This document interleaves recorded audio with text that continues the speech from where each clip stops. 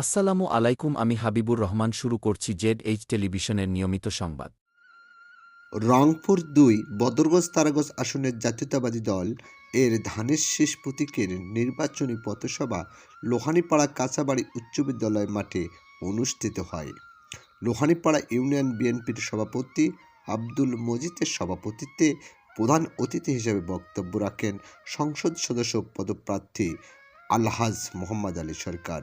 বিশেষ অতিথি হিসেবে বক্তব্য রাখেন বদরগঞ্জ উপজেলা বিএনপির সাধারণ সম্পাদক অধ্যাপক আজিজুল হক, বদরগঞ্জ উপজেলা বিএনপির সাংগঠনিক সম্পাদক মাহমুদুজ্জামান নিপুল, উপজেলা ছাত্রদলের সাবেক সভাপতি সাইদুজ্জামান রিপন, লোহানীপাড়া ইউনিয়ন বিএনপির সাধারণ সম্পাদক ইলিয়াস আলী, ইউনিয়ন যুবদলের সদস্য সচিব আমির হামজা সহ অন্যান্য নেতৃবৃন্দ। ফারুক হোসেন নয়নের তথ্যচিত্রে নিউজ ডেস্ক, জেডএস টেলিভিশন।